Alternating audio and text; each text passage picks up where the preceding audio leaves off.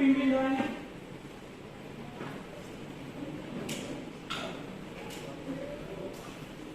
Bergerak, berderajat, dan bergerak. Sudah mulai.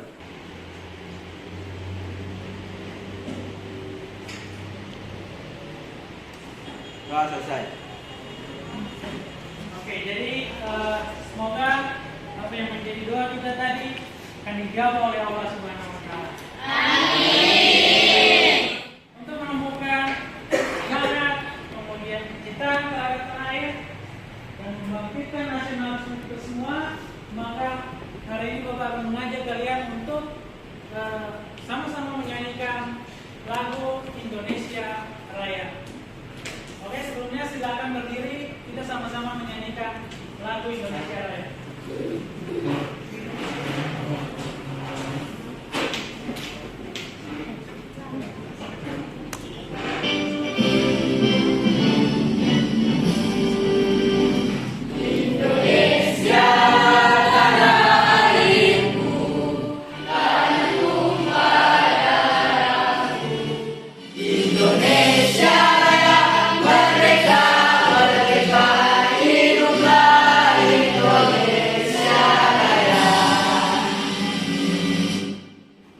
Oke, silakan duduk kembali.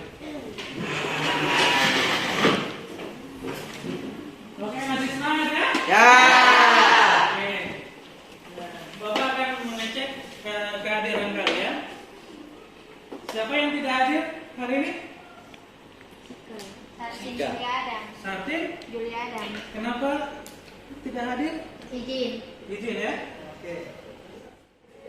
Terkait pembelajaran hari ini, Bapak akan mengaitkan kalian dengan pembelajaran sebelumnya. Kalau pembelajaran sebelumnya itu kita belajar tentang masuknya dan pengaruh daripada Islam di Indonesia. Jadi untuk mengaitkan dengan materi hari ini, Bapak akan menampilkan gambar di depan kalian yang ada kaitannya dengan ada gambar. Di sini ada pertanyaannya, apa yang kalian ketahui tentang gambar di samping serta apa fungsinya? Ada yang bisa menjelaskan? Saya Pak. Oke, silakan. Benteng Pak, adapun fungsi dari bangunan ini sebagai tempat untuk berlindung dan bertahan dari serangan musuh Pak. Oke, berikan aplaus dulu.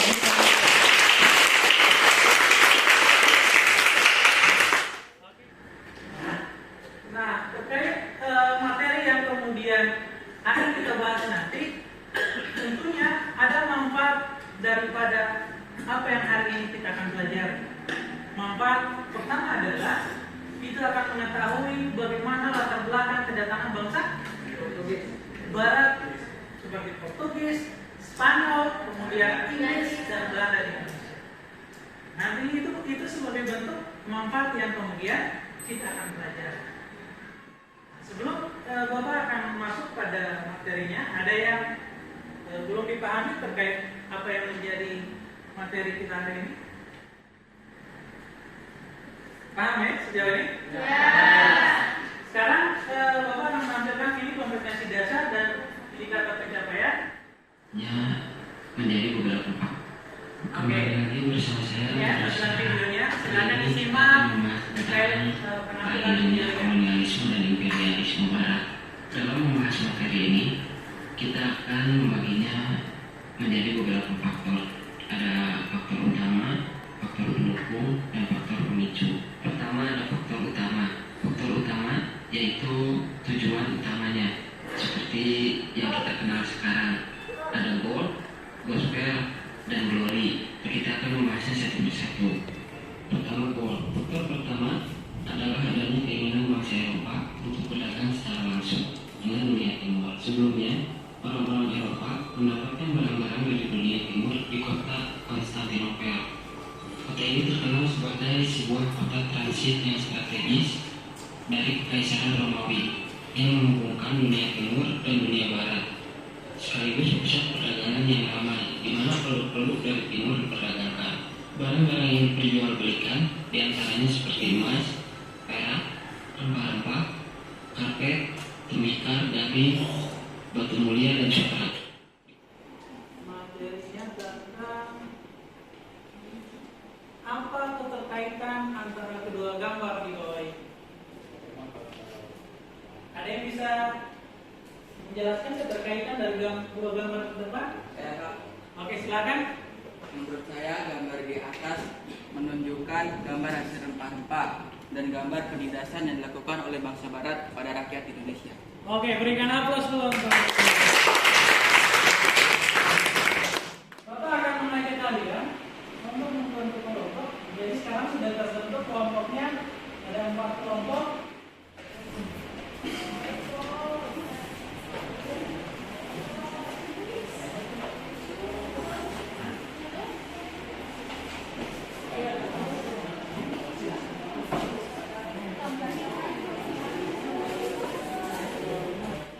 Kemarin Bapak sudah menyampaikan terkait hal apa yang kemudian kita akan lakukan hari ini. Di antaranya adalah pembuatan proyek mandi. Sekarang Bapak ingin menanyakan apakah semua sudah mempersiapkan alat dan bahannya? Ya. Sekarang silakan kalian mengerjakan terkait apa yang kemudian menjadi tugas kalian.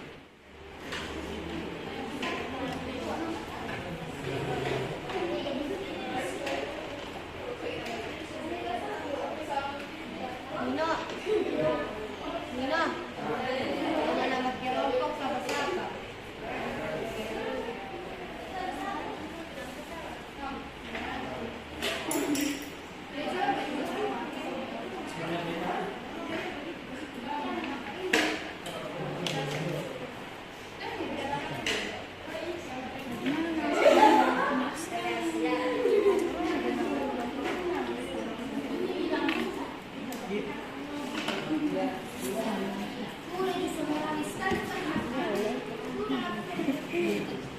Baru ini mau DP tata letak.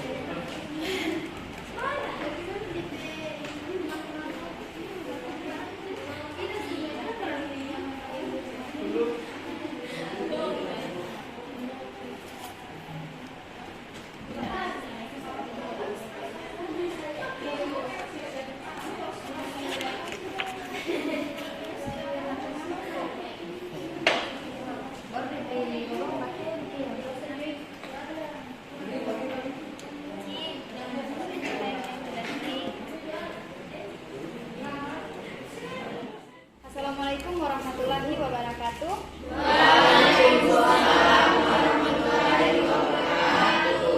Baik, terima kasih atas kesempatan yang telah diberikan kepada kami. Perkenalkan, nama saya Harmiati Mustafa, perwakilan dari kelompok 1. Berdirinya saya di sini akan mempresentasikan tentang materi dan latar belakang kedatangan bangsa Portugis ke Indonesia. Pada tahun 1511, armada Portugis berhasil menguasai Malaka dan mulai memasuki wilayah kepulauan Nusantara yang mereka sebut sebagai Tanah India. Orang-orang Portugis pun segera mengetahui bahwa Kepulauan Nusantara merupakan tanah penghasil rempah-rempah, terutama wilayah Maluku.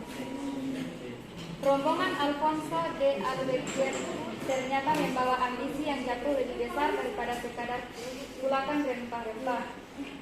Orang-orang Portugis tersebut segera menyerbu ke Sultan Malaka dan merebut wilayah yang memungkinkan mereka melakukan monopoli perdagangan rempah-rempah. Mereka bisa melakukan monopoli itu karena menguasai pelabuhan penting di Selat Malaka, jalur laut utama yang menghubungkan wilayah Nusantara dengan dunia luar. Tidak heran, setelah Portugis menguasai Malaka di tahun 1511, banyak pihak yang menentang mereka. Keberhasilan Spanyol menemui wilayah baru membuat Raja Portugis yakni Manuel I penasaran. Sang raja menitahkan Vasco dan Gama untuk berlayar dan menemukan daerah yang kaya akan rempah-rempah.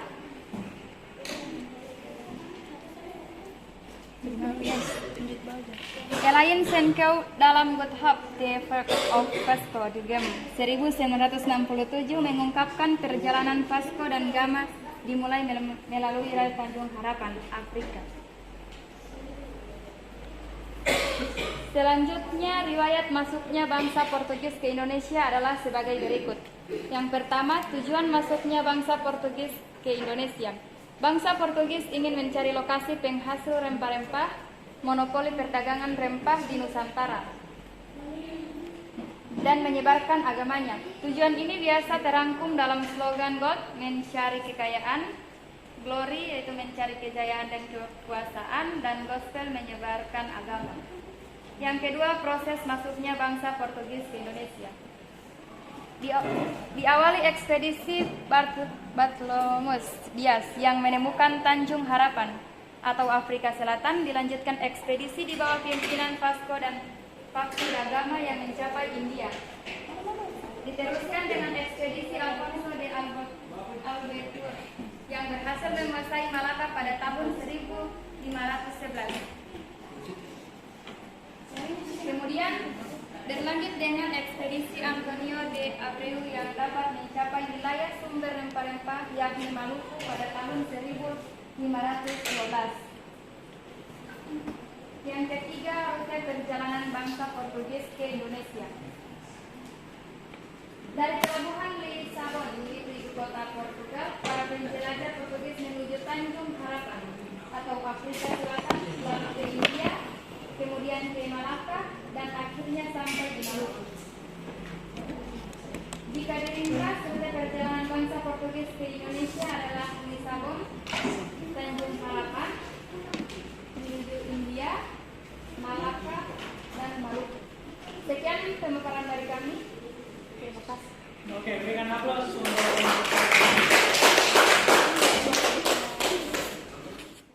Bapak akan mengevaluasi terkait pelaksanaan yang kemudian kalian lakukan tadi. Di antaranya kalian sudah menampilkan terkait adik kalian yang sesuai dengan kreativitas kalian masing-masing dalam melakukan aktivitasnya tadi dalam diskusi kelompok. Selanjutnya Bapak akan mengajak kalian untuk kita menyimpulkan terkait pembelajaran kita pada siang hari ini. Ada yang bisa menyimpulkan? Saya Pak. Oke, silakan. Jadi pembelajaran hari ini kita sudah telah menyimak dan membahas terkait latar belakang hasilnya kolonialisme dan imperialisme Barat. Oke, ada yang lain? Ya Pak, Oke, silakan. saya mau menambahkan Pak terkait materi yang hari ini kita bahas. Di antaranya di samping mencari rempah-rempah untuk dibawa ke Eropa, bangsa Barat juga menerapkan kebijakan yang merugikan bangsa Indonesia. Oke, berikan aplaus lagi. Sudah diulang tadi oleh teman-teman kalian yang ada kaitannya dengan menyimpulkan. Ada lagi yang ingin menambahkan? Saya Pak. Oke, silakan. Kesimpulan hari ini yang bisa saya pahami bahwa mana masuknya bangsa Barat ke Indonesia baik Spanyol, Portugis, Belanda, dan Inggris ke Indonesia Pak. Oke, berikan aplaus lagi kembali. Selanjutnya ada yang menambahkan sebelum kita akan lakukan refleksi? Ada? Saya Pak. Oke, silakan. Dengan belajar kelompok untuk membuat sebuah proyek adalah hal yang menyenangkan bagi kami. Untuk itu, belajar sejarah terasa lebih menarik. Oke, berikan aplaus lagi. Jadi kalian sudah menyimpulkan terkait apa yang ada kaitannya dengan materi hari ini yang kita pelajari. Sekarang Bapak akan mengajak kalian untuk merefleksi terkait bagaimana perasaan kalian ketika melaksanakan proyek mading ini. Ada yang ingin meluangkan pendapatnya? Oke, silakan. Iya Pak, belajar dengan sistem seperti ini dapat menambahkan daya kreativitas kita dalam menyusun proyek mandiri Pak. aplaus lagi. Masih ada? Saya Pak, Oke, silakan. proyeknya simpel tapi menarik Pak, karena kita dapat menuangkan gagasan dalam tulisan dan membuat hasil proyek coding yang menarik. Oke, berikan aplaus. Masih ada sebelum kita tutup, anak-anak? Cukup? Oke. Jadi terkait apa yang kemudian tadi kalian simpulkan, kemudian kalian merefleksi bagaimana terkait model pembelajaran hari ini, maka Bapak akan menyimpulkan yang harus kalian pahami bahwa kita tidak hanya melihat dari segi negatif saja terkait kedatangan bangsa Portugis, Spanyol, Inggris, ataupun misalnya Belanda, tapi yang harus kita simpulkan adalah bagaimana semangat, kemudian sifat perjuangan yang itu kemudian harus kita berikan dalam kehidupan sehari-hari. Bahwa pikir itu saja terkait proses pembelajaran kita pada siang hari ini. Lebih dan kurangnya Bapak mohon maaf. Sekian. Assalamualaikum warahmatullahi wabarakatuh.